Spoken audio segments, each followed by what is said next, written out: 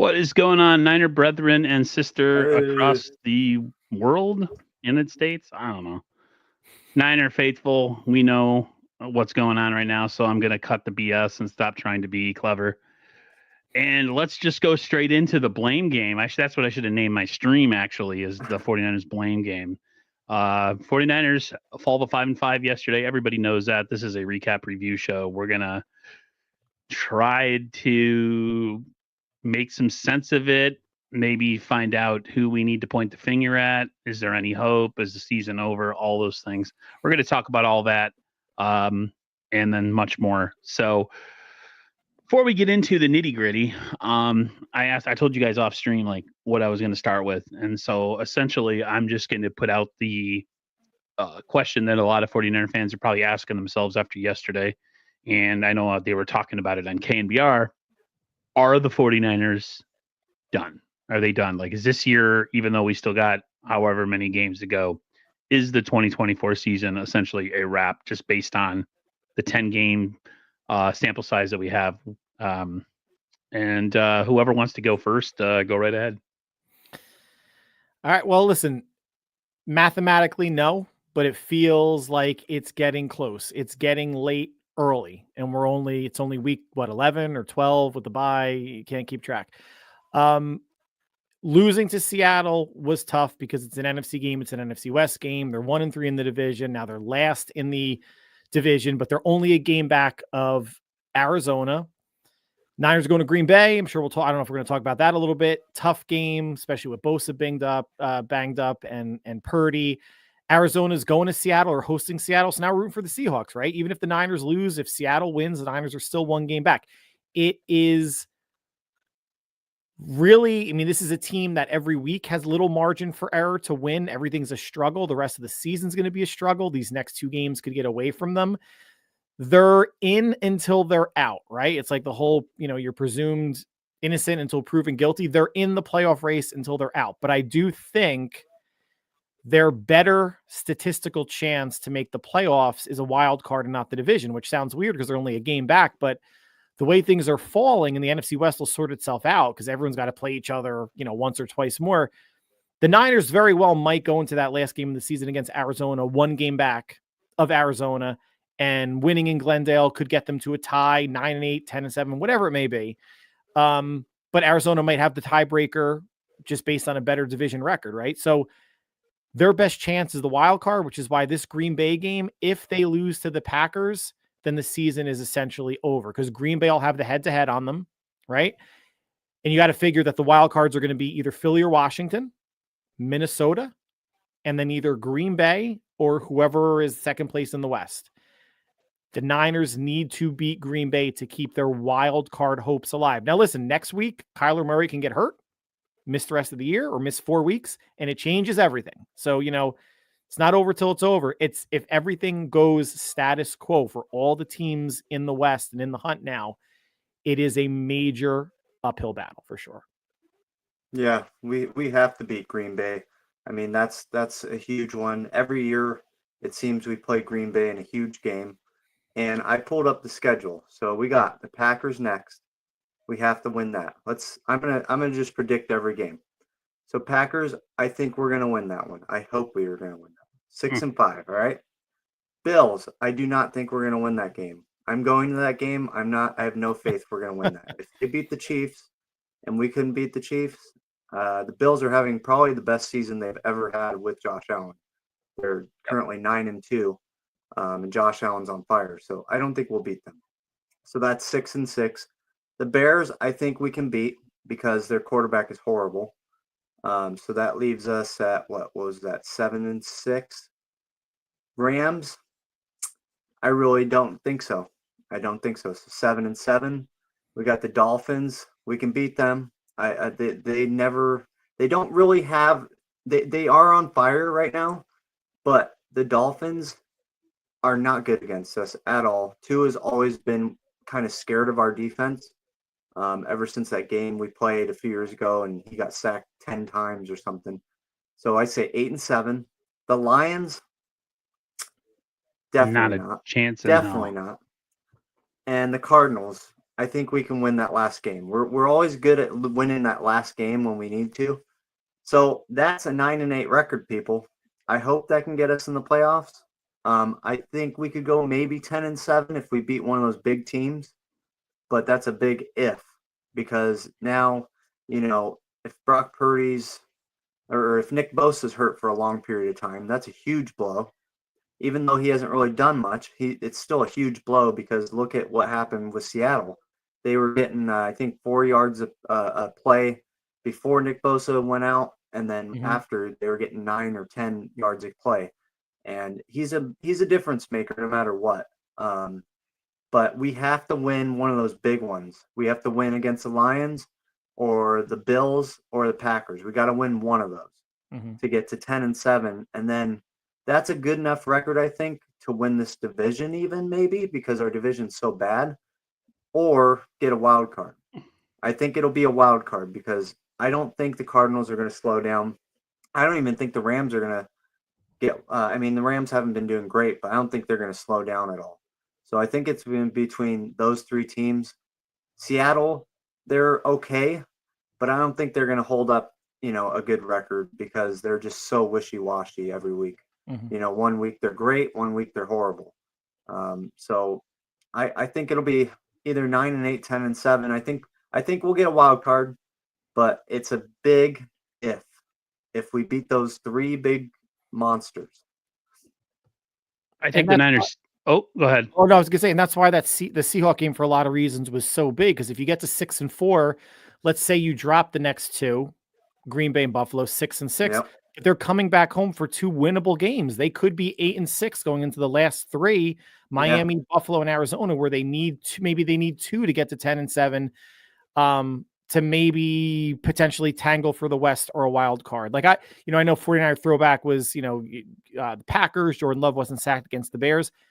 They struggled with the Bears aren't a good team. No. Caleb Williams is struggling. I don't care who they have or how much preseason hype came out of the Caleb Williams hype train. They needed a blocked field goal to beat Chicago, and they got it, right? They won, but they were not impressive. Jordan Love has taken a step back compared to last year, as has CJ Stroud and other players.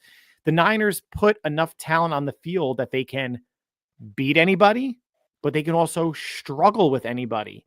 And they're a bit of a Dr. Jekyll, Mr. Hyde type of team. Bosa out, it makes the hill that much harder to climb on defense. And we'll get to Sorensen, and he's going to be one of my blames for the game and for the season somewhat. I mean, there's a lot of blame to go around. But no, Aaron, I'm going to throw it over to you. Didn't mean to cut you off. But Green Bay is not any great shakes. I feel better if it was in Santa Clara than Green Bay for sure, right? But I'm not wowed or enamored by this Packer team at all. I think the Niners are done, to be honest with you. There's nothing that they showed me yesterday that gives me hope that they can somehow turn it around. You are what you are at 5-5. This is the 2024 Niners in a microcosm. They're a 500 team. They play down to competition. They don't finish games. They have a horrendous special teams.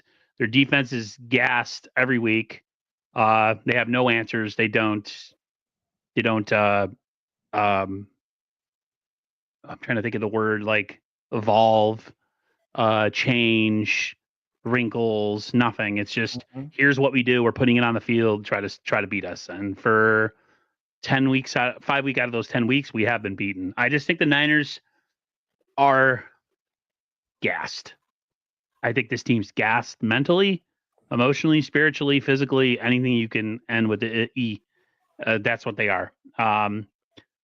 Something that really pisses me off is when I listen to press conferences of players like Bosa or somebody saying, as long as we get into the race, you have a chance. And it's like, you say that as if like, you're going to go on this run and we're going to, figure out a way to beat some teams that we probably shouldn't beat because they're way better than us. I think this team mentality, they're caught in this thing where, because we've done it in the past. So that means we're going to do it again.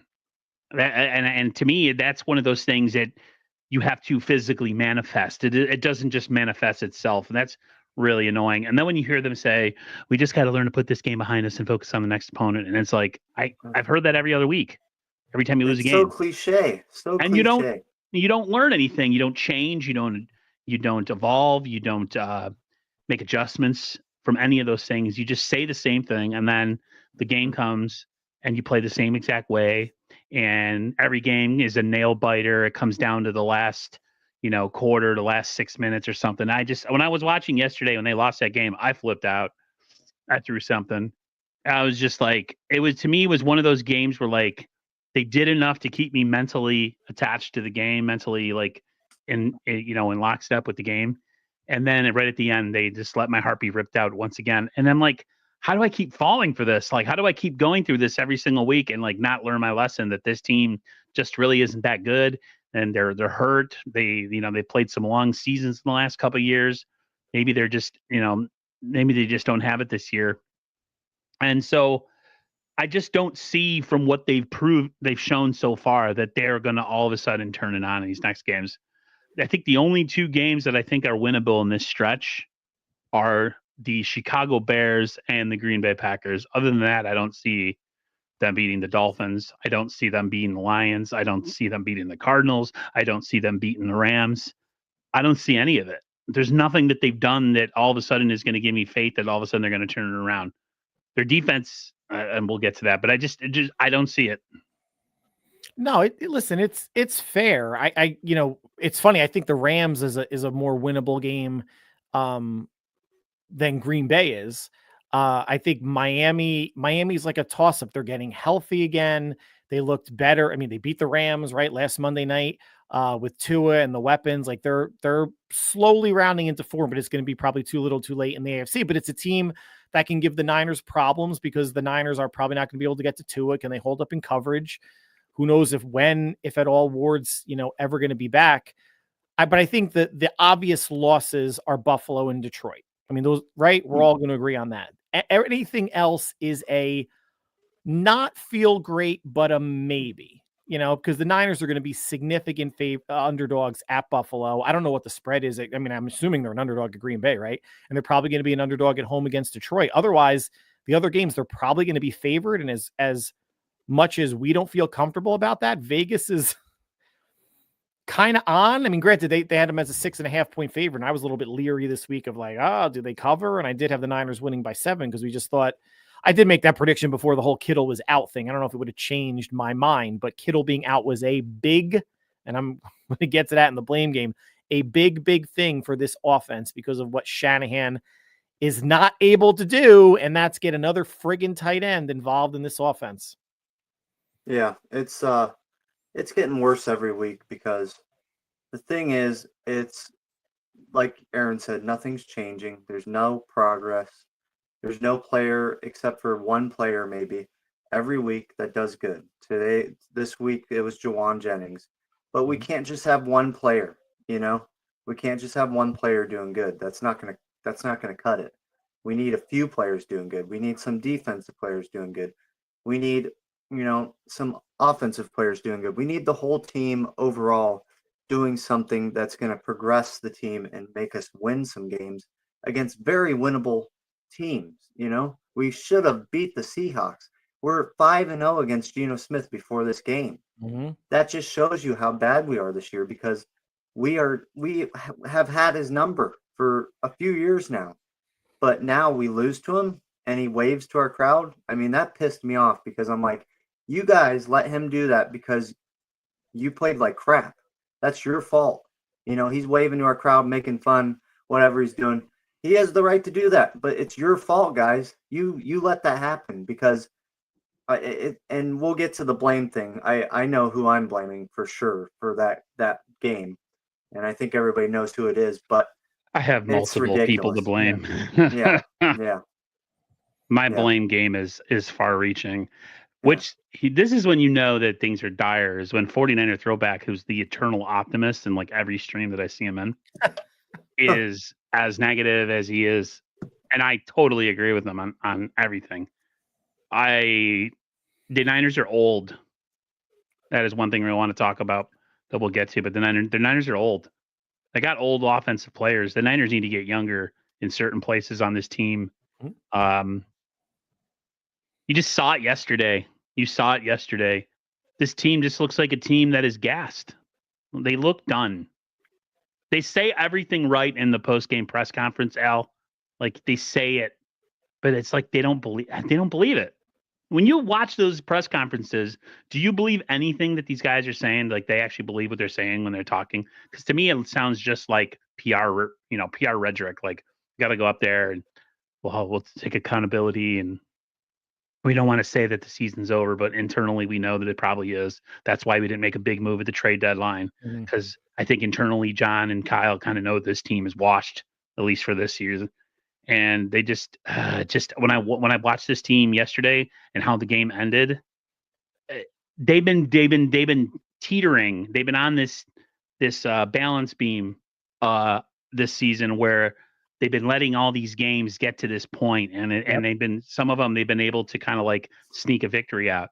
And sooner or later, all these mistakes that they make in the game, whether they're defensive, special teams, offensive issues with penalties, holding, whatever you want to call it, and now it's starting to all come to a head, and all these things that haven't been addressed are starting to be the reason that we're losing. Yesterday, I mean, we could probably go into the blame game, but like defensively, what was it? Blame. Let's just go. I mean, yeah. Go right ahead. I'll start with Al. I mean, I'm with you. It's far-reaching. I don't know if I may have like my top 3 reasons why they lost, but offensive penalties were killers. They were untimely, down in distance, behind the sticks.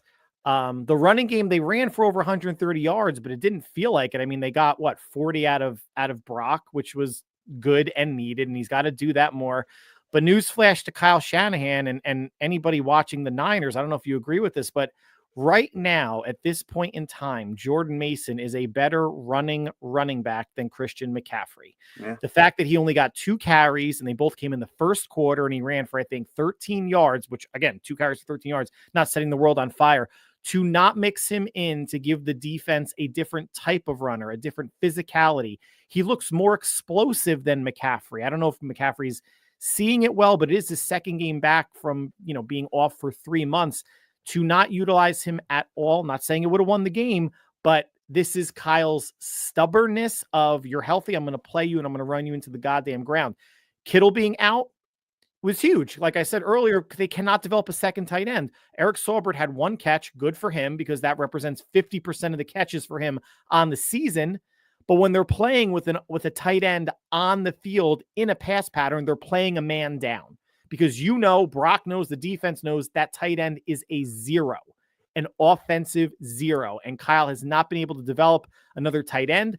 Bosa getting injured. We saw the game. We saw the stats. 6 points with Bosa on the field, 14 points without. It was like 84 yards with him, 180 something without him. Not his fault he got hurt, but that dovetails into issue number 3. Nick Sorensen's vanilla defense. Played well enough at times, but it was the same, different chapter, same book of defense plays well enough for 3 quarters, gets gas in the 4th, lets up a big drive, almost let the Cowboys get back into it or win the game, almost let the Seahawks get back into it the first time in Seattle, lost 2 other NFC West games with the same type of, they're up 14, they're up 10, they're up 7, they're up 13, they're up 4 like they were. That was the biggest lead the Niners had, was 4 yesterday. And it just didn't feel like it was enough. But someone has to help me understand, other than stupidity, fear for losing his job, or wanting to run the defense that Kyle wants, how do you lose Nick Bosa and still only rush 4? Yes, the team had 4 sacks on the day. It was an empty 4 sacks. Hell, Leonard Floyd had one on the last drive. That didn't matter. Seattle still scored. But you lose your most disruptive defensive player and you don't give any additional help to get to Geno. You just sit back that whole drive and let Geno pick you apart, who had only 1 incompletion on that final drive. That was ridiculously maddening, but we're not going to see anything different out of Sorensen, moving forward. And they're not, when you're not blitzing, you're not making the offensive line think. They know 4's coming. 5's blocking 4. Doesn't matter if you're stunning or not. You have the numbers. You're not forcing Geno, who I don't think is a brain surgeon. He's got a nice arm. You're not forcing him to make a quick decision. You're not forcing him to throw hot. You're not forcing him to get rid of it quick, in front of the sticks so the team can rally and tackle. You're not forcing the issue at all. And you should be doing that when the game's on the line. If they had lost yesterday, but they lost because Sorensen was aggressive and they were trying to stop the drive, do something different, I would have been okay with it. But to lose the same way that they've lost the other NFC West games, Kyle Shanahan's to blame. Everybody's to blame except for special teams. Figure that out.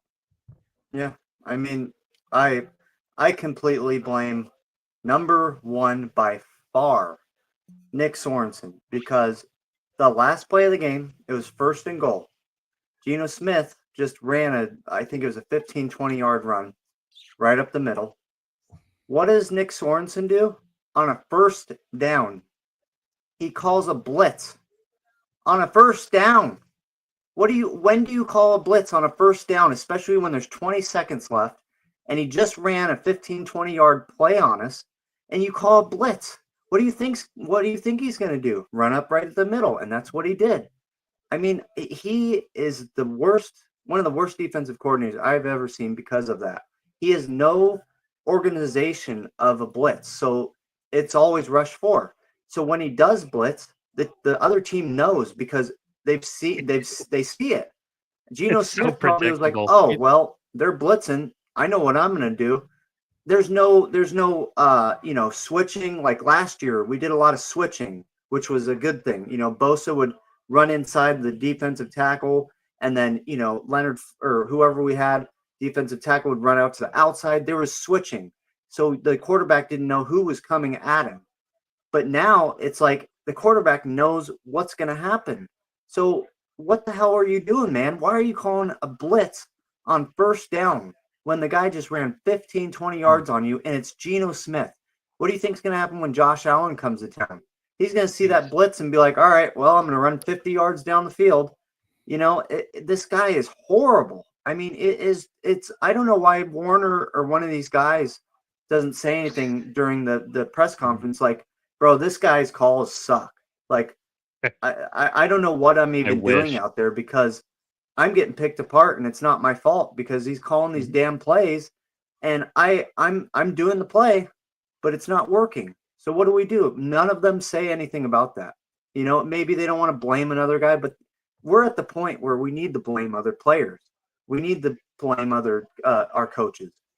Second, I think it's the second blame is, I got Kyle Shanahan, because our offense has looked so readable. Like, I don't know if it was Purdy or him that called the play, but in the first quarter, there was a throw. It was a hitch to McCaffrey, which, again, other teams know he's going to do that. He's going to run to the middle of the field. He's going to turn around and wait for the ball if we can't get a ball downfield. There's 4 guys on McCaffrey, and Purdy still threw it to McCaffrey and almost got intercepted again.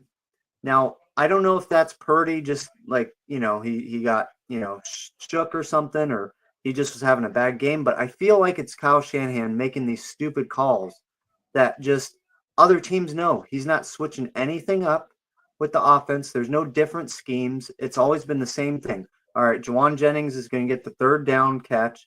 All right, and we're going to pray that he makes it, because the first 2 downs, we're going to throw it, even though we got Jordan Mason, who could run 10, 12 yards every play, probably. But no, we're just going to throw it. And it's getting ridiculous. And then third, special teams again. I mean, the guy, muffing punts is like our second nature now. It's getting ridiculous. It's like, if you can't catch the freaking ball, don't catch it. Take it, give it to them, get a penalty. Get it on the 15. I don't care. Just don't touch the freaking ball, because it's getting to the point where it's like, all right, well, we don't have a guy that's going to catch the ball, so just don't catch it. Take the penalty for it going out of bounds or whatever. I don't know. I don't care what you guys do. Take the touchback, whatever. But it's just like every facet of our team is falling apart, and I think it has a lot to do with coaching. Now, I'm not blaming Purdy, but Purdy did not have a great game. He it happens. Every quarterback has bad games. They had no separation in that game. No one was getting open. And a lot of it has to do with the wide receivers not getting separation. Guys aren't, looking at the quarterback, seeing if he's in trouble. And it's also Kyle Shanahan's coaching. It's very, both coaches are very vanilla. They haven't changed anything. They're changing a little bit here and a little bit there, but these teams that have played us countlessly, like the Seahawks, know what's coming. I mean, it just showed yesterday. They know we're going to throw it down to McCaffrey. We know we're going to throw it to Juwan Jennings. Pearsall, I think, had a few targets, but really wasn't in the game that much. You know, he there was nothing going for him. So I really blame it on the coach. And like I said a few episodes ago, you know, I really think Kyle Shanahan, if we keep losing these games, Kyle Shanahan's job's on the line, because now you've lost two Super Bowls, but I just want to put the last one last year closer. And we're 5-5. Bro, you're on the hot seat, because if I was John Lynch, I would just think, you know, if we go 5-7 or something like that, I say, hey, let's just lose and get a first round pick, because, you know, this team is not it. And it's really Nick Sorensen, though. It's just, I can't believe this guy. I think I could make better calls than this guy. He's that bad. Like, he has no organization for this team at all. They're just, it basically looks like they're on their own to make plays. There's no, all right, you're going to rush 4 on the edge and we're going to have one guy on the left come. No, there's none of that. There's no scheme at all. It's what's the saying? Crap rolls downhill. It always starts at the top, kind of thing. Yep. I think the almighty Kyle Shanahan is really the one that runs this thing, right? Yep. He makes the decisions over the coaching staff and who comes in and who goes. The story of the 2024 49ers is the story of a organization and a head coach who have consistently struggled on special teams and on defense this year, and have done nothing to address it, change it,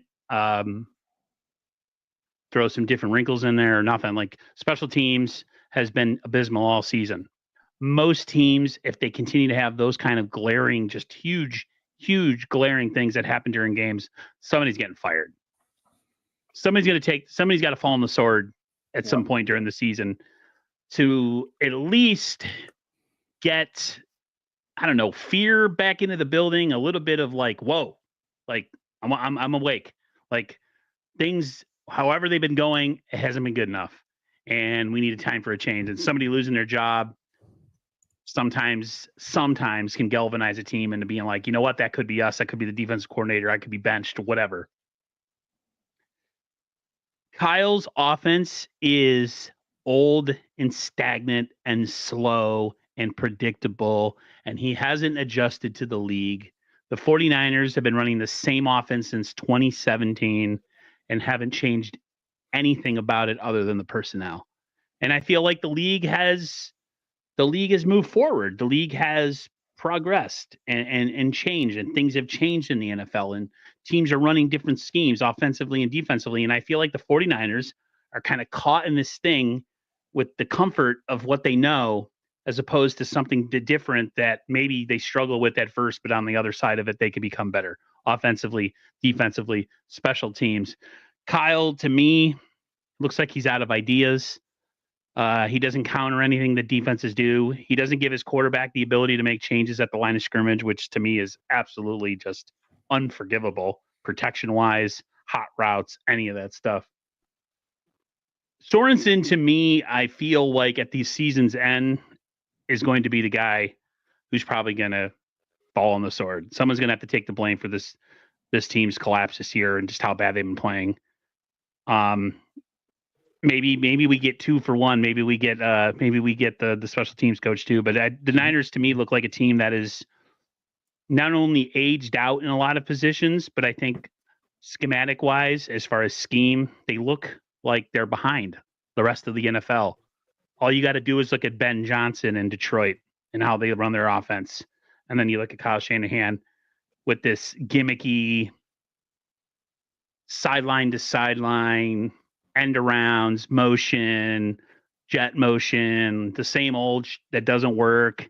Debo can't run it anymore, yet he still calls plays. We get a first down on a play, we get a drive, the drive's moving along. We're making first downs. And then Kyle calls one of those famous Kyle Shanahan and maybe even Mike McDaniels in Miami, where they self-destruct the drive by calling an end around to a slow receiver that can't get around the corner. And all of a sudden it's 2nd and 14.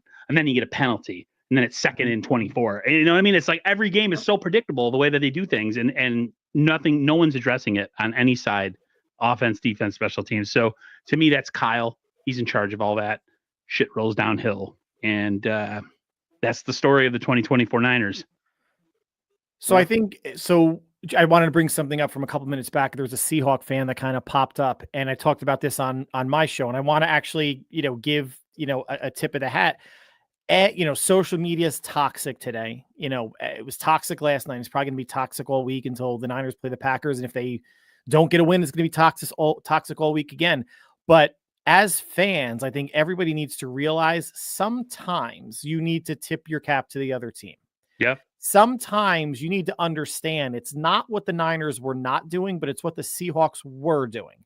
It's the Seahawks secondary that did not allow the Niners receivers to get separation. Although that's a historic problem for the receivers, and not having Ayuk or Kittle in didn't help. But kudos to McDonald and Seattle for what they were playing. They and the Niners were playing the same defense. They were rushing for generally. They were playing a 7. They were dropping 7 behind it, an umbrella defense. You heard Greg Olsen say it. And what was the end result? Both quarterbacks threw for 75% completion percentage or more. Geno was actually at 78.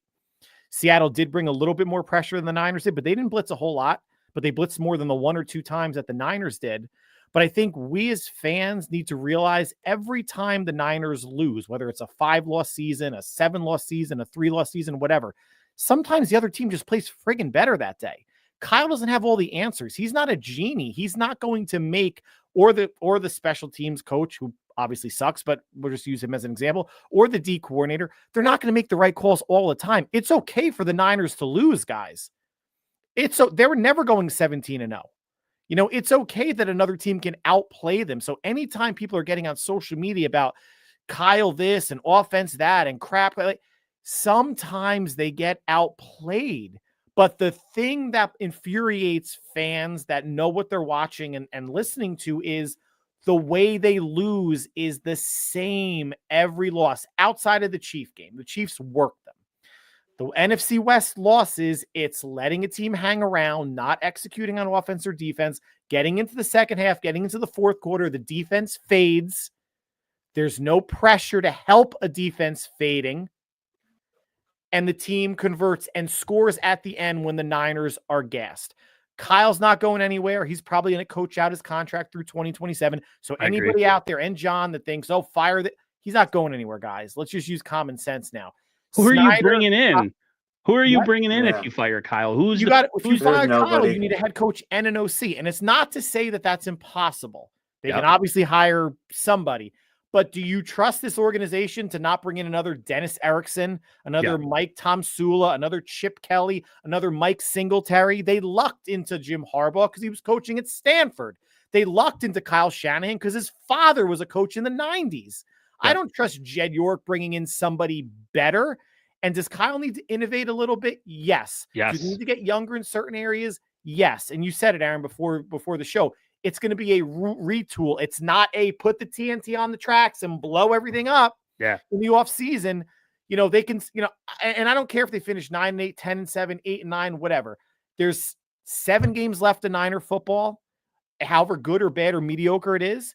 And then we have 6 months of no Niner football. And those 6 months are going to suck because I don't watch any other sport. So I don't care if they're losing, if they're like, it's going to suck when they're not here. I don't care if they're winning or losing. And 2019, 21, 22, 23, NFC Championship game or Super Bowl. I understand that there's this like divine right that the Niners should be making a deep run and they have this talented people. Sometimes it's not their year. Yeah, we've been saying since week 1 or week 4 that this felt like 2020. And as the weeks go on, it feels like 2020 even more. And that's okay. It's an off year. It's not. That's okay, guys. The Niners are not this, it's not Camelot anymore. They don't have all the answers every play, every drive, every week. And it's okay when another team has more answers than they do. I have no idea. I have no idea. I have no problem giving anybody credit. A lot of people do, though. A lot of people do. When I did my TikTok live last night, which I actually had some people watching me, I think you'd be proud of me, guys. One of the people that came in there was like, you're not arrogant like most 49er content creators who don't give anybody credit. I was like, no, Seattle played better. But I also made it abundantly clear that the Niners looked off from the beginning of the season. And I called it in the beginning of the season that something felt awry. I feel like this team needs a little bit of a retool and a breath of fresh air and some new ideas. Yep. Fair. Offensively, I'm going to say this because this is a blame game. I think Debo's cooked. I think he's done. I'm sorry. Debo's... I just don't see it. He doesn't look like he has it anymore, man. And that's okay. That's okay. It's tough to win a game when Debo's going 4 for 22 and Pearsall has a 0 on the stat line and your tight end has one catch. Juwan Jennings had 10 catches. 10 catches and maybe 1 or 2 he was actually open by NFL standards. Right. Otherwise, they were contested. And Purdy threw some incomplete, threw some that Jennings made catches on, forced the one to McCaffrey that Devin Witherspoon got his arm in on. But of course, he can't knock the ball straight to the ground. Of course, the ball's got to be batted 30 feet in the air so a D lineman intercepts it, So there was some bad luck, but I think Purdy he didn't play a great game, of course, but I think he kept him in the game in spite of Kyle and in spite of some of the things that were going on offense. The D got that stop with 4.5 minutes to go, that 4th down. That was huge. And the offense couldn't convert a drive to burn the clock. And people are crucifying Brock for not hitting Debo on that play action, on that in. Yeah. Guess what, guys? He's allowed to miss a goddamn pass. He's allowed to try to get it over the lineman, over the linebacker to try to get it to Debo. And, a QB that's 75%. And I'm not a Brock apologist or a homer or anything like that. But, if you're an all-pro player, if you're worth $60 million, you make that throw. It never comes down to one throw. Man, 100%. No, and every time, the thing about Debo, too, is he used to get those end arounds. And he would beat the defenders. He doesn't do that anymore. They catch up to him. He doesn't have that speediest dude. He doesn't have that, I'm going to get around this guy and go up the field for 20, 30 yards. He gets, every time I've seen him rush the ball this year, he runs right into defenders because he just doesn't have it. He doesn't have, you're right, Aaron. It's like he's just slower. He's just not all there, It reminds me when Mike Tyson, when he had his last fight before this one, when the guy asked him if he was okay, and he says, I just don't have the fighting guts anymore. I don't have it anymore. I feel like Debo mentally still has it. I just don't think he doesn't have the fighting guts anymore. He just physically doesn't look like he wants to take the pounding that he used to. Because I don't care how muscled up or yoked up you are.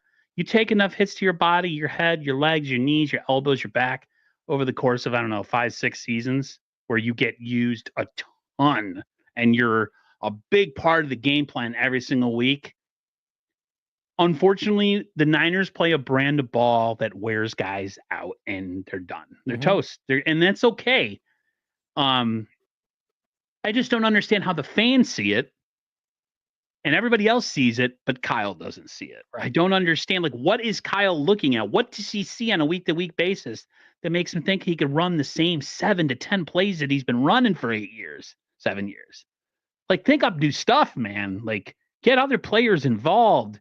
Scheme guys open. What are we doing, man? It's the one thing about Kyle that kills me is he's so player-based in his game plans that if that player's missing, Kyle has no fallback. Yep. And I'm if you're supposed to be this offensive genius, right on, who's so great, the almighty Kyle Shanahan, how come when one guy that you have game plan to have a huge amount of touches in the game isn't in the game, you have no fallback plan? Mm-hmm.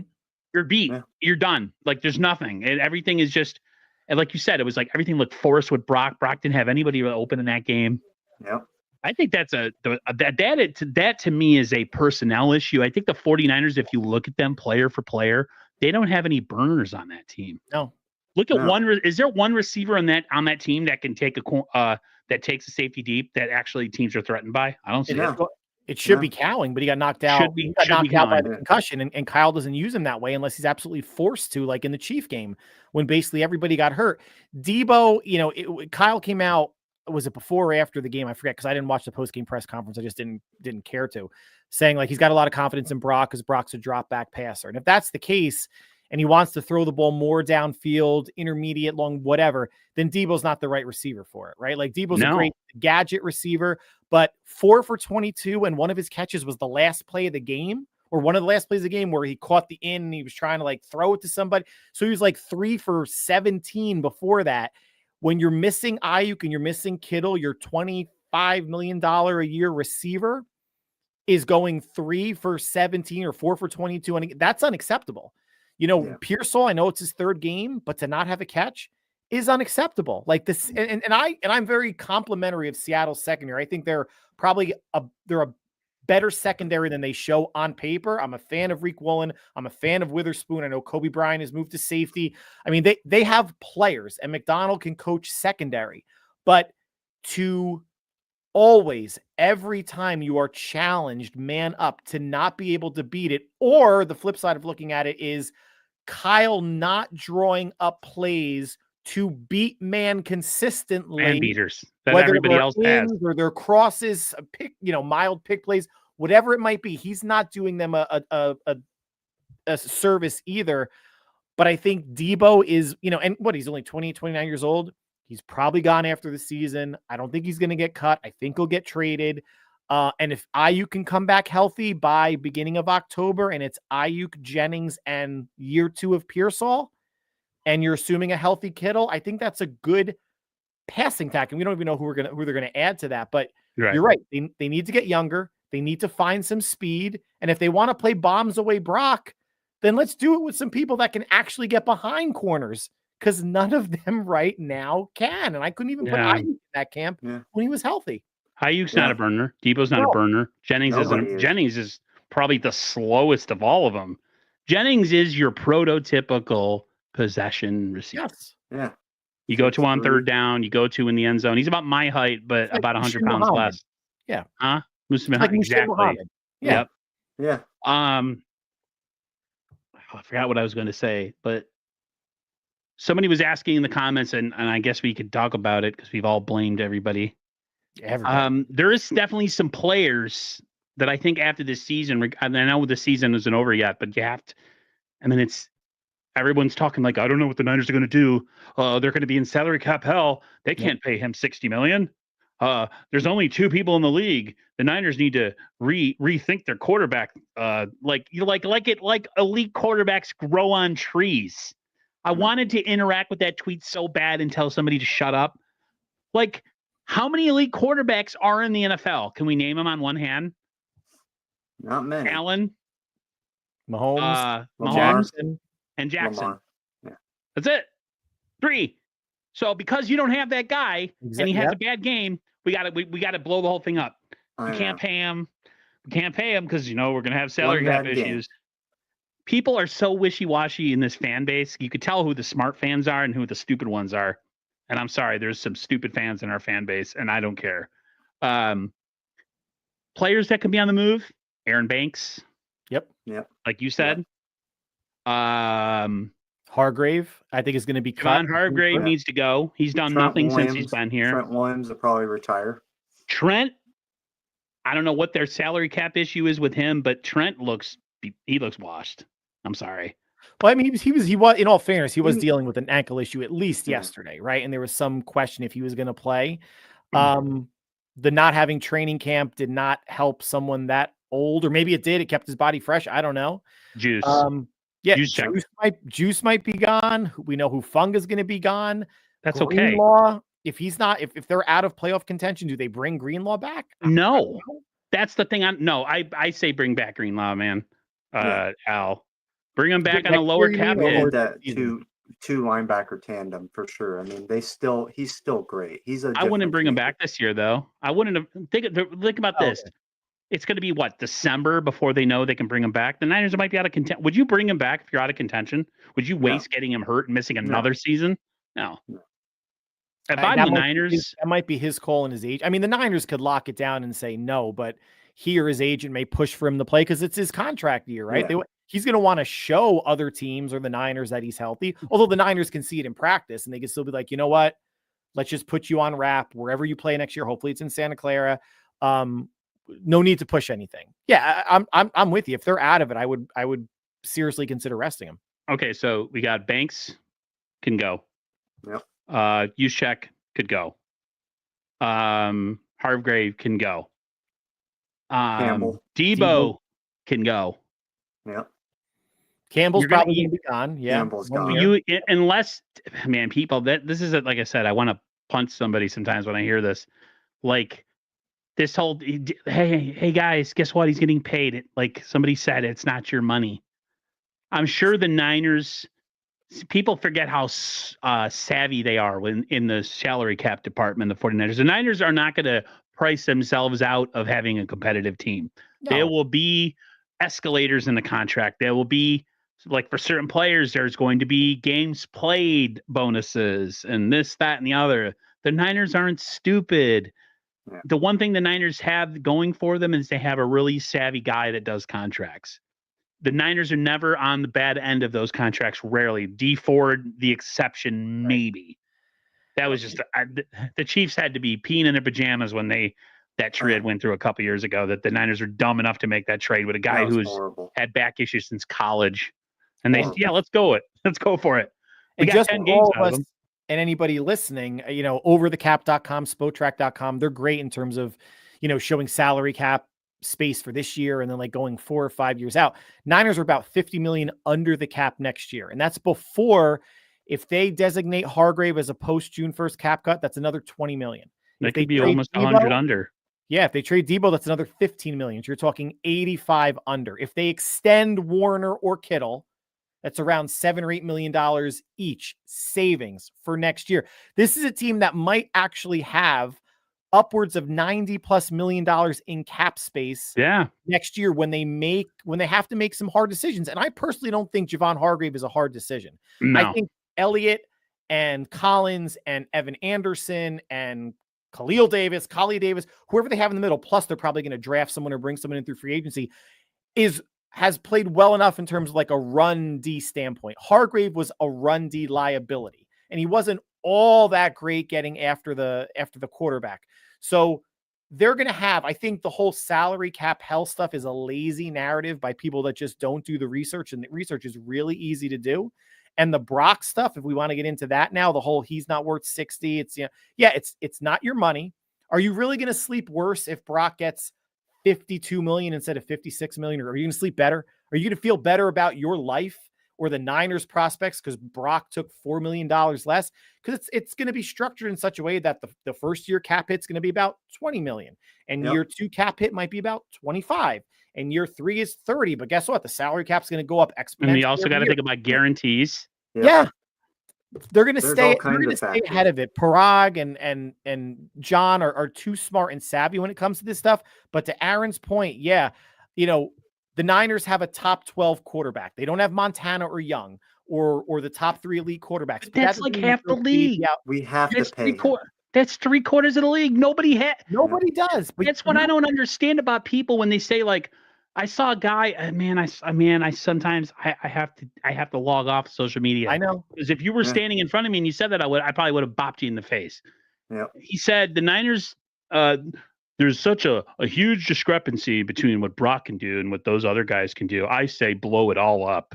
Really? Bro, he just threw for 348 yards or something last game and 2 touchdowns. So because he's not that guy, you're gonna gut your whole team and think miraculously that you're gonna fall back into the same run that we've been having the last couple of years, going to the playoffs, conference championships, Super Bowls. Like, man, the chances of that are like slim to none. If you were a betting man, you'd be broke. Like, The Niners need to retool. Charvarius Ward's probably not coming back either. I hate to say it. God bless him. Yeah, he's good, but we don't have the money for him. Listen, the Niners are in good shape in the secondary. They got a pretty good young secondary. Yep. Yeah, Renardo Green gave up some catches yesterday, but did he give up the big play that ended the game? No. The only person that was really giving up catches yesterday was number 22. Yep. Yadam. He's Yadam was absolute gutter horrible. trash. He was getting burned. He was on DK at the end of the game. Yeah. And that was another thing. I'm like, why is he on DK? I think Renardo Green got hurt because I know his that's hand right. That's right. I Yeah. Rocky Sin or Sinya Rock or whatever his name was in the game. Yeah. So essentially what I look at is the Niners have a pretty good young secondary. And Greenlaw, I think, will come back. So essentially from the back to the front, so far you're good. The Niners need to retool both lines of scrimmage. Mm-hmm. Yep. They need to get a real center. They need to get a real tackle. They need a future. They need to have a plan for offensive tackle. I don't understand this unwillingness to make a move or at least get yourself in a position like, hey, guy wants to retire, then go. I mean, there's probably going to be a good offensive tackle out there in the market that the Niners could maybe make a trade for, maybe, and it's going to probably be less than what Trent Williams is. To be a really good team, you need at least one good offensive tackle that is elite, that's going to protect your quarterback. Yeah. That's like a must for every team. You can't have, what's his face that I'm thinking of yesterday as your offensive tackle and Brunskill on the other side. It's just not going to happen. I just want to say something real quick. I cannot stand when people compare Herbert to Brock Purdy. When has Herbert led his team to the playoffs? 0 times. He's got a lot of freaking times. Physical talent, Herbert is a statistic quarterback. Well, once. Okay, once. Then whatever. They fell apart. They fell apart the first round. And second, he's a statistical quarterback. Brock Purdy had a great game last game. Was anybody saying this last game? Nope. No. They weren't saying that. We will lose one game to Seattle, and it's like, oh my God, get rid of Brock. Oh my God, he's horrible. Oh my God, he can't get wide receivers open. No, it has nothing to do with that. He's a freaking 7th round pick, and he got us to the freaking Super Bowl, and now you're gonna jump the boat on the guy. And he was a big part of. He was a big part of getting us to that Super Bowl too. Exactly. In those playoff games, especially that last game against the Lions, Brock made plays. And he wasn't carried like Jimmy. And that's when Al, game, what Al said, 300 yards. Yeah, and that's when Al said, you got to give props to the secondary of the Seattle Seahawks. It's right, because they were on our wide receivers. I saw a few plays with Ricky Purcell and all these guys. They're on our guys, and they've always had that sneaky secondary. Even if they have a bad defense, they have a sneaky, cornerbacks, Woolen and all those guys that are pretty good. So I don't get it. You can't even compare those guys. I think I'll give you that. Herbert is a physical specimen. He's big. Yeah. He's got a strong arm. He can throw the ball a mile. I just don't think he has the chops for the big games. I think he plays poorly under pressure. You got to have more than just physical talent. You could have a weaselly little guy like Joe Montana with an average arm, who weighed 190 pounds at most during his career and didn't have a Dan Marino, Jim Kelly, Warren Moon, any of these players that played in that era of the arm. But yet, who would you rather have in a big moment? Joe, every single time. Yep. And then twice on Lamar, right? Lamar wilts in big games. He wilts. The biggest thing about Lamar is he is a statistical phenomenon in the regular season. Yeah. He is a phenom player. As soon as he gets into the playoffs, he melts. Yeah. Right. And he may break through at some point. I mean, look what lost to Pittsburgh yesterday. Pittsburgh's got their number, and that's a division game. Those are coin flip games. But Lamar's been to one AFC Championship game in his career, 2 MVPs. It's great to put up numbers in the regular season, and we want to be wowed by the runs. And he's having a great year. He might win another MVP, like his touchdown and reception ratio, running all great. But if you don't have it, I hate to say this, if you don't have it between your ears in the playoffs when the lights are brightest, it doesn't matter. It really doesn't matter. No, MVPs are regular season awards and they look great, but I think he'd be the first to tell you he would trade either one of those for a Super Bowl ring. I made this comparison in my own brain. I said, you look at sometimes the statistics of Patrick Mahomes and they're not that impressive, right? But then anytime he's in a big position in the Super Bowl where something's got to happen. He could have a freaking garbage statistical line in the Super Bowl, but yet when it's time to have it and it needs to be had, he shows up. Yep. He's just that guy. You could say what you want. Same with Montana. Montana didn't have huge numbers in his career, regular season. He did in the playoffs, though, like 11 touchdowns, no interceptions in the Super Bowl, 70% completion percentage. He threw 5 touchdowns against the Broncos in Super Bowl 24. I mean, who does that? Oh, like really good elite quarterbacks do. We always, where all of us are like that with, like the woman that comes walking through the door who's a 10 out of 10 in looks, but personality and personal traits are like 1 out of 10. Like, yeah, she turns your head walking through the door, but what happens when you're behind closed doors with that same person? Yep. Would you take That's what really matters. a 6 of looks, but a 10 personality and all? It's the same with the NFL. Like, yeah, they'll put butts in the seats and they make a lot of cool throws and they look really good on the stat line. But what do they do in the big games? So, Aaron, can you pull up that last comment again? I wanted to address that about the 25. No, there was one about like 25% of the cap. He said, "I'm not calling Brock a bad QB, but are we taking 25% of the cap? It's a different conversation." No, so and this is the narrative that I just want to dispel, guys. So the cap is over $250 million. It's, I think, over $250 million, and it's going to go up every year. When Brock gets extended, and he will, and he's going to make more than $50 million a year, his cap hit for the first couple of years. He might not make 60 though. And I want to get to that too, because I think that's a good thing that we can talk about. But Brock Purdy's cap hit will be about between $20 and $27 million a year on the cap. So that's 10% of the cap, guys. That's what I want to like. There's so many lazy narratives out there. When you see Dak Prescott making 60 million, that's 25% of the cap because the cap is 250, but that's not the cap number. No. That's not the cap number. And do I think Brock should make $60 million? No. I don't think either. Dak should be making $60 million. I think that's an absurd amount. And I don't think just because you are next to sign, that automatically means you should get the most ever at the position. I think that's a bullshit thing. It's a power play among agents and stuff. So if I'm considering Brock a top 10, top 12 quarterback, let's say top 10, make it easy. The question is going to be, is he going to get paid closer to top 5 or closer to top 6 to 10?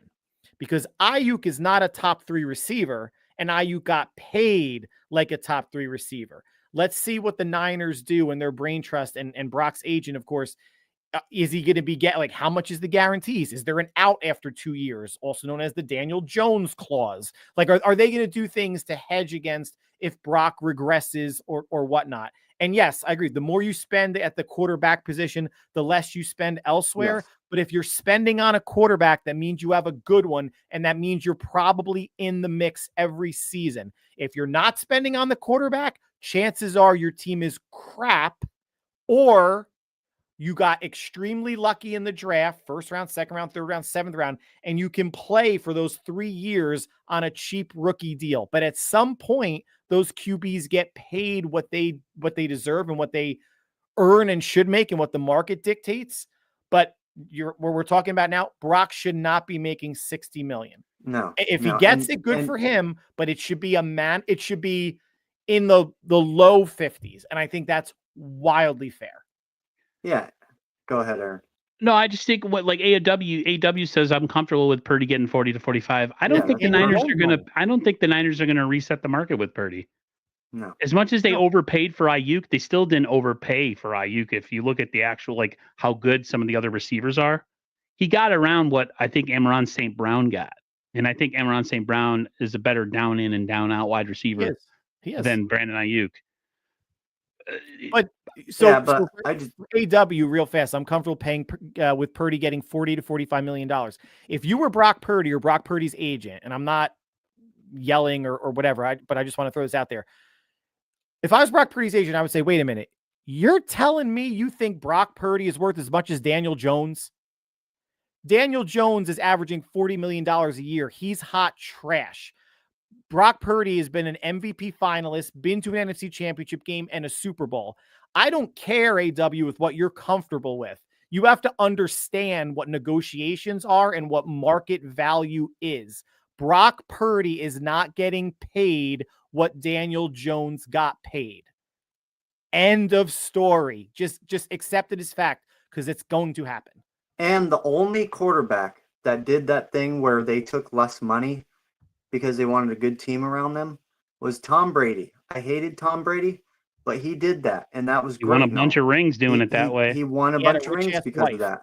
And, hey, by the grace of God, maybe Purdy does that, and he's like, hey, I'll take $35 million. But nowadays market, I highly doubt that because everybody's trying to get paid. Everybody wants to get paid. I mean, that's all that matters now. Now here, I 40 million is not going to happen. I wish, but that's not going to happen. I mean, BA, we got to keep it real, 50 at least, because here's a guy who makes differences on a team.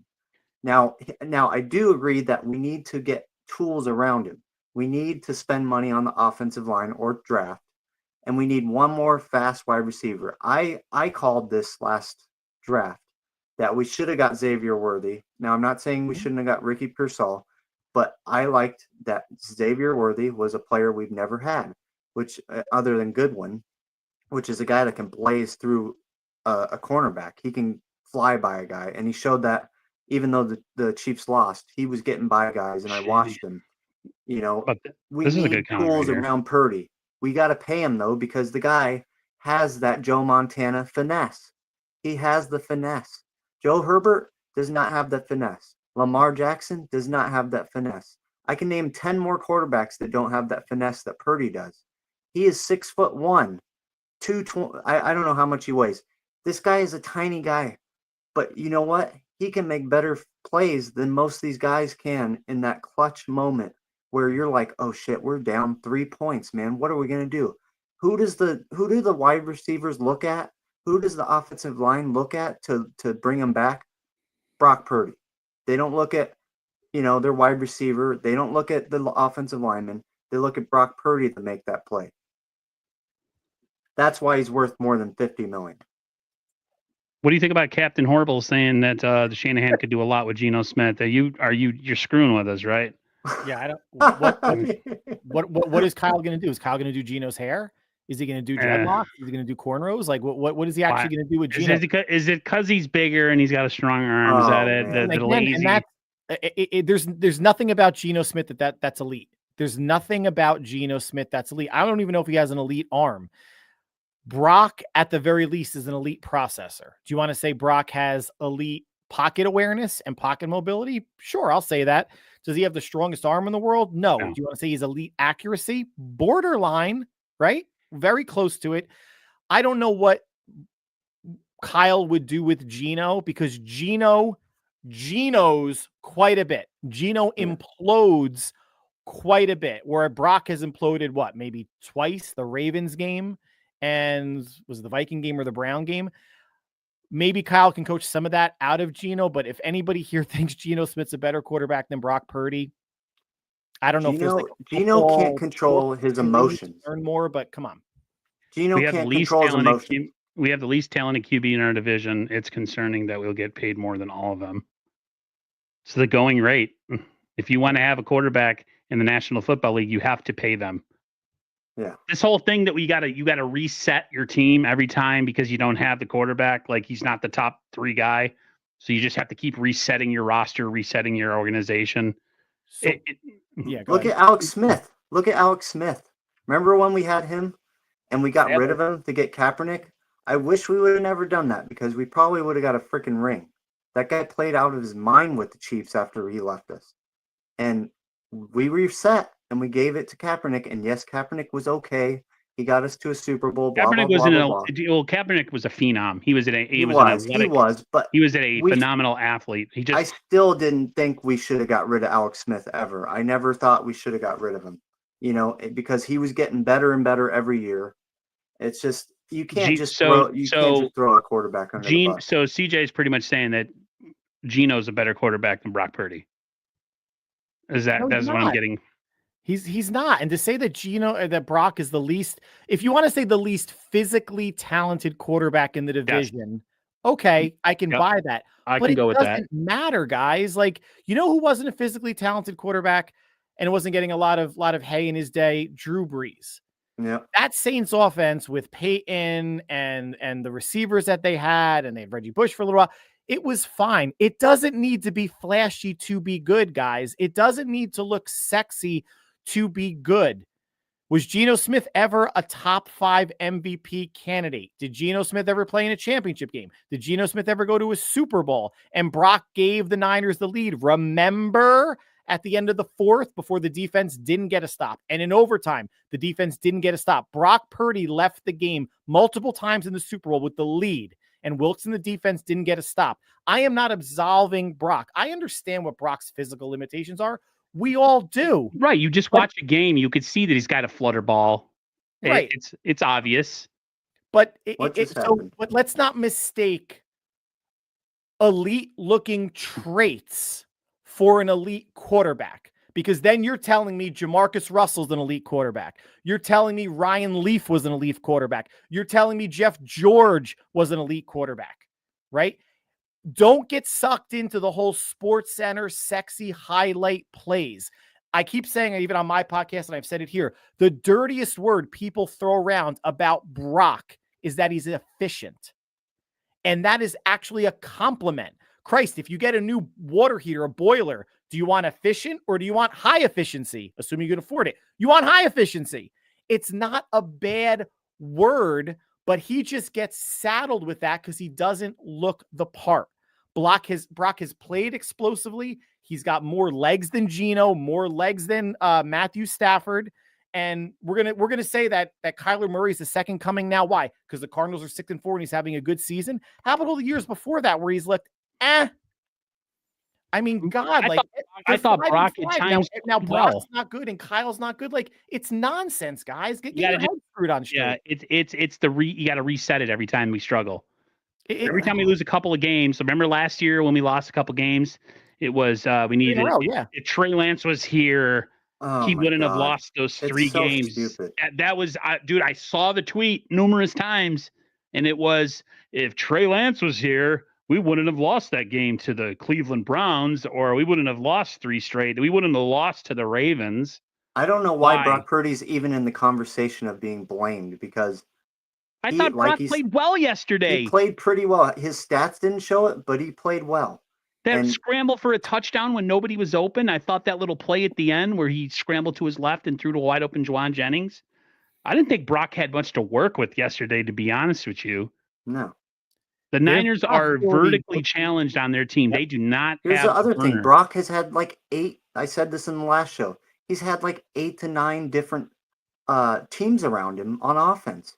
You know, 1 week Juwan's out. 1 week George Kittle's out. 1 week McCaffrey's out. 1 week Jordan Mason's out.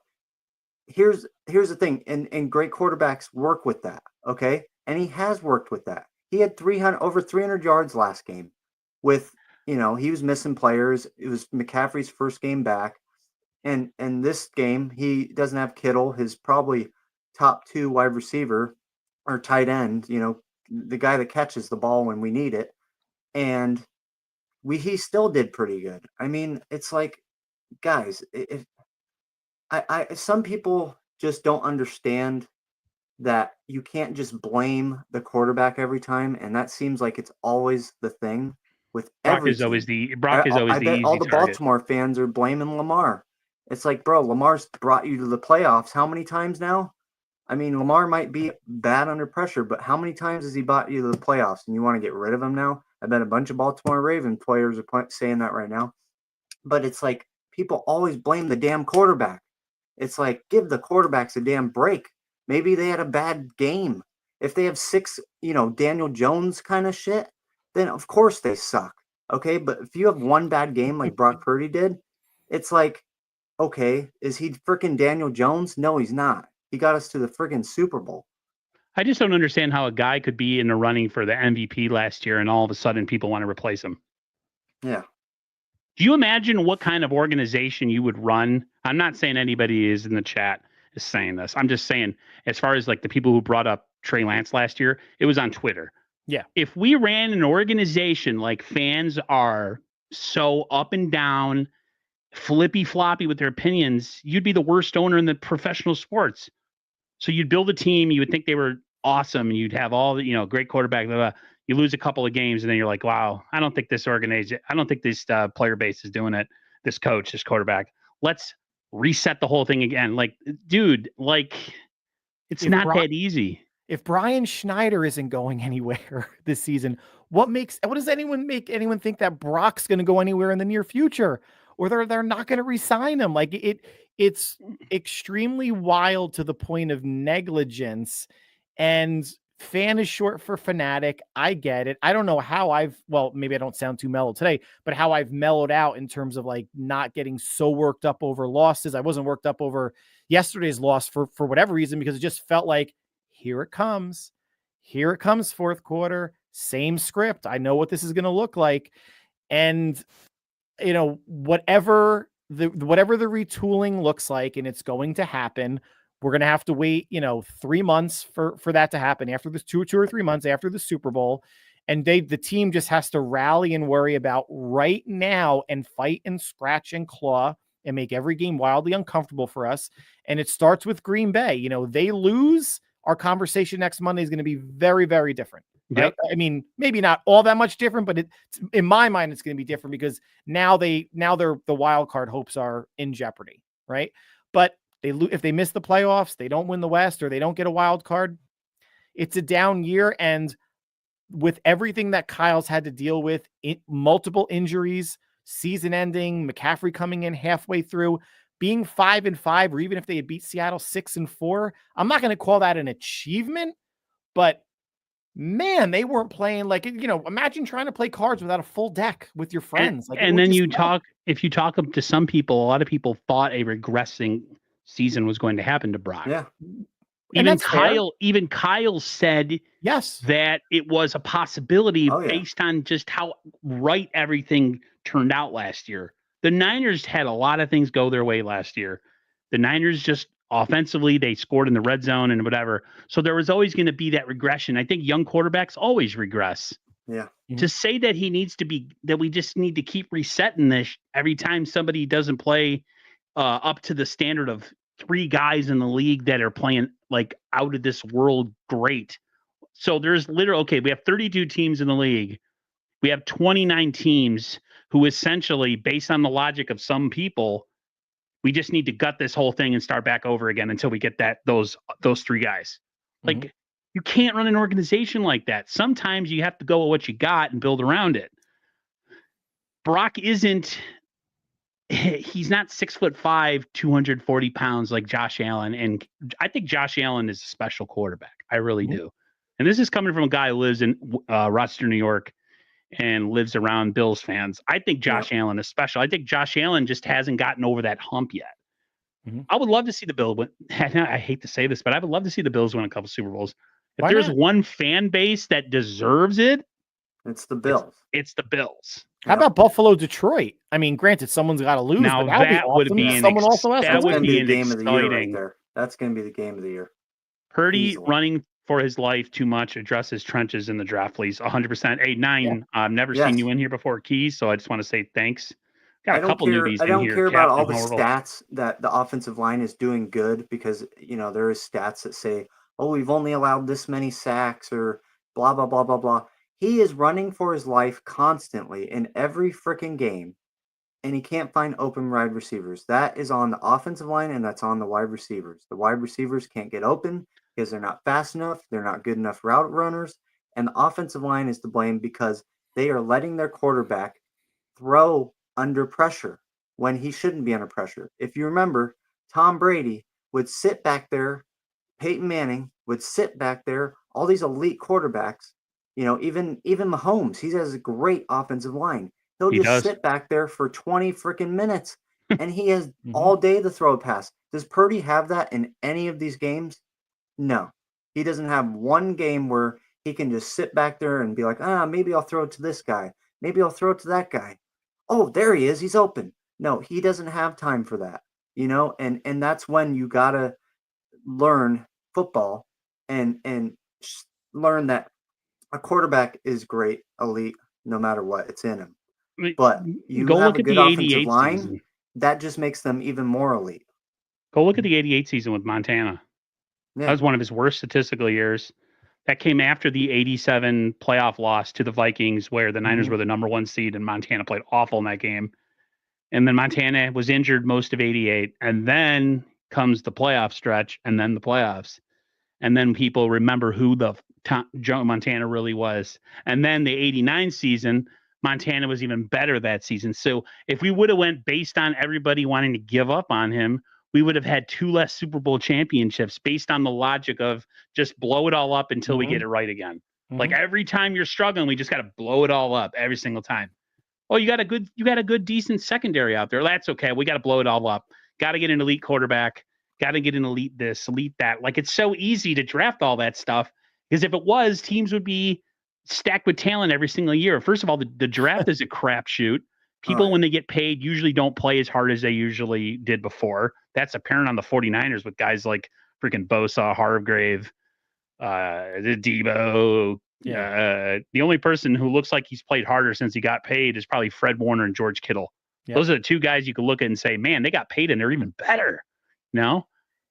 If drafting a quarterback, or forget drafting, finding a quarterback, free agency, trades, whatever it was that easy? The Browns haven't had one since Bernie Kosar. The That's the Jets point I'm haven't trying to had make. one since Pennington or Ken O'Brien, if you want to go back to it. The Bears haven't had one maybe since Vince McMahon, Jim McMahon, and maybe Caleb Williams works out, but it's really, too early to tell. These are not easy. The Lions didn't get one until Jared Goff, and it's so funny to say that Jared Goff is their savior, but he's having a great year outside of that 5-pick game against the Texans. So this is not a situation. Aaron said it earlier about like you build around what you have, almost like you're settling. And the Niners aren't. You know who settled? The Giants. When they decided to sign Daniel Jones to that contract, they settled because they were under the illusion of Daniel Jones throwing 15 whole touchdowns and leading them to a victory over the Vikings. Then they got smoked by the Eagles the next week. Nobody remembers that. But, oh my God, we made the playoffs with Daniel Jones. We got to pay him $40 million. That's called settling, guys. That's called, well, I don't know if there's anything else out there. And this is kind of okay. It's like settling for the 7 that might be missing a couple teeth, but she'll put out whenever you want. Like this is not where the Niners are, guys. Brock Purdy does not look, if you don't want to call him elite, that's fine. May not look borderline elite when he rolls into a restaurant wearing like Kohl's clothes from head to toe. Right. But Where's the proof, yeah, right. The proof is there when you watch him. He has the it factor. He has the mobility, enough of it. He has the anticipation, the processing, the accuracy. It doesn't look sexy ever. Has there ever been a sexy play that Brock's made? I don't know if I can think of one. There's been heady ones, gritty ones, smart ones, but nothing that's going to be like, wow. But he has done a whole lot of running behind the line of scrimmage stuff and completing passes. The touchdown to Kittle in Tampa Bay. If that was Jaden Daniels, Caleb Williams, CJ Stroud, people would be on their knees fawning all over it. But it's a short white dude, so it's like, it's like the people who like professional wrestling, or it was like the Vince McMahon thing where you always like the guys that look like a bodybuilder, but were absolutely horrible wrestling wise. But then you have the smaller guys, so like a Macho Man Randy Savage, or all these other smaller wrestlers who were back in the day that didn't look like steroid guys, but actually were athletes and could perform, and they weren't just a big, swollen, puffy, steroided out, half bald guy who had like 4 moves and one of them was this. Like people go with the whole it's almost like I call it the Vince McMahon bodybuilder fixation. These people have bodybuilder fixation with their quarterbacks. If a guy isn't 6'4", 220 and has a 70-yard throwing capacity, yard throwing capacity, he's not a good quarterback. Like, dude, that is such a small part of the whole thing. Like you said, Brock doesn't look sexy when he plays out there. A lot of times it's like, oh, I don't know. And then he surprises you. I think right now what the Niners have is it's twofold. They're schematically behind. Kyle needs to reinvent the wheel, so to speak. And I think they are old. CMC looked old yesterday. Kittle is really, really good, but he's getting up there. Debo's getting up there. Like, Juszczyk, like, the Niners need to do a little bit of retooling on that offense. they need to get a guy that can, take the top off the defense, so to speak. So teams can't sit in that umbrella. Mm-hmm. I would love. Sometimes I watch the Dolphins and they're a hot mess, but man, when I see guys like Tyreek Hill or Jalen Waddle, the guys can just get behind a corner and it's gonzo. Yeah. We don't have any of that. Like everybody's slow on this team. So, but how much of a genius is Mike McDaniel? Like he's supposed to be. The offense is struggling without him. If he gets fired, bring Mike McDaniel back. If Mike McDaniel was so goddamn good, why did the Dolphins suck without Tua? You're telling me he can't manufacture yards with any quarterback that you put back there the way Kyle can, even though Nick Mullins wasn't pretty, or Brian Hoyer, CJ Beathard, Jimmy G. I don't know who else I'm forgetting out there, but at least they were productive. Mike McDaniel loses Tua, that it's like a high school football game or a junior high school football game where you can't throw. So I think, the genius monikers that a lot of coaches get, you're only as good as your players for the most part. But sometimes, man, if you're losing pieces and you can still, through all of this outside of yesterday, because the Niners had less than 300 yards of offense, the Niners were still a top 2 offense in the league. Top 2 with the amount of players that they were missing. They just have trouble finishing, right? Yeah. Trouble finishing on offense, not settling for field goals, getting touchdowns, and can't finish on defense. If they were able to finish more consistently, they'd probably be 7-3 right now at the worst, and we'd all feel a whole lot better about their chances moving forward. Do you think the Niners could have a renaissance year next year and come back as strong as ever based on a little bit of fixing here and seasoning there? We'll see.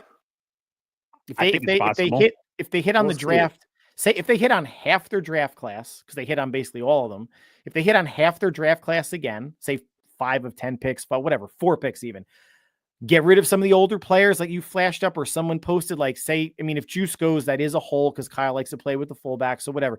But Hargrave, Juice, say Brendel goes, Banks gone, Hufanga, Ward, those aren't exactly young players, right? So them leaving automatically is going to make them younger unless they sign free agents that are even older than those players are. But I think they're going to get younger after this season. Debo, forgot him, 28, 29 years old. I think they can. I think there was so much went wrong so quickly for this team that it snowballed, right? And then when you're in games, but you can't finish and you wind up losing them, it amplifies and makes everything look worse. But sadly, based on yards, for whatever it's worth, this is like a top 8 defense and a top 3 offense now. It just doesn't feel like it when you put it on film, when you're watching it every week.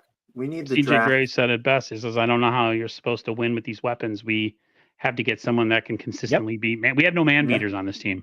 Yeah. We don't have one man beater on this team. Bring back Ronnie Bell. Yeah. So he can do what he did against the Rams and like literally like pushed the ball out of his way against the Rams. Yep.